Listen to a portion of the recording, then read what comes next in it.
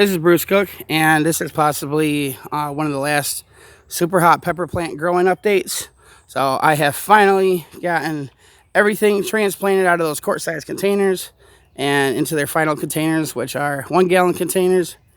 As you see, my little shade cloth tent is taken down, and I'm going to go through my little garden and show you how what my little setup looks like for the rest of the season. So I know I made an update less than 24 hours ago. It was yesterday morning, but now that I have everything done, I just want to go through everything. So now that I got that tent removed, I had some space to put some of my other varieties. So I went ahead and put my Scotch bonnets over here. I ended up with quite a few chocolate Muga scorpions and yellow ghost pepper plants and purple ghosts. So I needed to make a little bit more room over here so they weren't crowding the plants that are already putting out too much.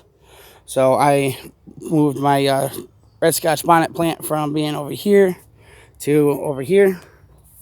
So that's where I have that. Turned out I had 3 orange habanero plants. I was just growing the orange habaneros just for shits and giggles, I guess you could say, because it's a lot more, makes a lot more economic sense to just go to the grocery store and buy the peppers themselves, because you get them for like $4 or $5 per pound. It's a lot cheaper to do that than to actually, well, at least for me, to actually grow them.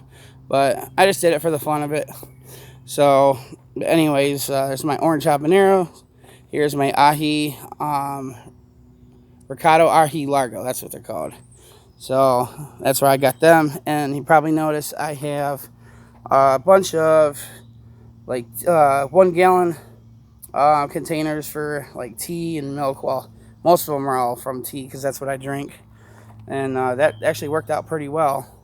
So I was worried it was going to look really, really ugly having any of my plants in tea jugs. I didn't have enough regular 1-gallon containers to accommodate all my plants, so I was saving a bunch of tea jugs over the past like 3 months or so, and just cutting them down so I could put the plants inside and putting a bunch of drainage holes in them. So, but there's my Ricardo ahi largos I got from Philip Emery, and then I have my yellow Muga scorpions over here. So now that I don't get that tent in the way, we can get a better view of these things. This thing is riddled with peppers. I've already shown these before. And my dragon's breath. Got a couple new dragon's breath to add to the family here. So, let's see, am I looking at something funny here? Yeah. Well, that just fell right off. So that was a bad pepper. But I'm not tossing them out into the yard because I don't want our dog getting a hold of these peppers and getting hurt. Then our Carolina Reapers. So we'll get a much better view of these things now that the tent's not here. We got some beauties growing on these plants. So these Reapers have come along really well. And I don't need to go through each plant one by one. I mean, I've done that a million times already. Our chocolate bootas and our yellow ghosts.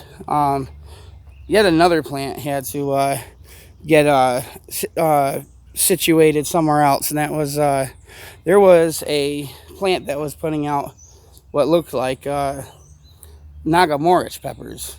So, and it was sitting amongst the yellow ghosts. And see, my yellow ghosts, the yellow and the red ghost have smooth skin.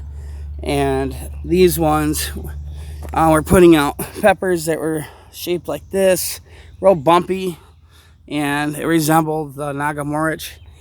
So I put it with the Nagamorich. I don't know how in the world any of those things got mixed up, because anything I had labels in, I was careful from the beginning when I was germinating, well, scarifying the seeds. Made sure that the only seeds that were in the cups labeled as a certain pepper were those seeds. I was very careful about that. And as you see, I got a whole bunch more purple ghosts. and then a whole bunch more chocolate mocha scorpions, and a bunch more yellow ghosts. And I did have a few extra other plants as well. There was at least a couple more chocolate prima tallies, and I think that was about it. But there was a couple more red ghost potentials. So you see there's another little one down here in a 2-gallon container. So but yeah, so I am about ready to start selling peppers. So I haven't had anybody ask me for peppers yet. So if any of y'all are interested, please let me know. Or if you got any friends interested, I really could use the money to help pay my bills and stuff. That's why I'm growing them and selling them. So I don't really make much money where I work. So I was really hoping I'd get lucky and get some people that want peppers. So, but anyways, there's my update.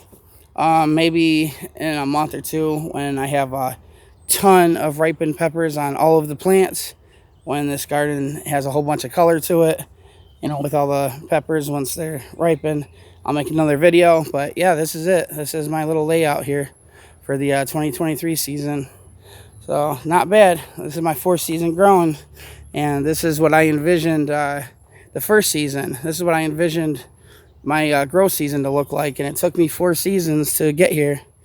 And I honestly wouldn't have been able to get here if it wasn't for the help some of y'all gave me. So, but anyways, that's the update.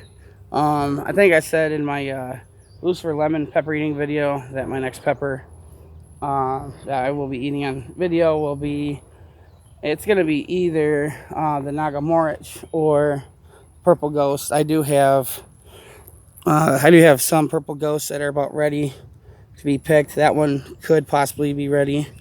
So, but anyways, that's the video. I hope y'all enjoyed, and please buy my peppers.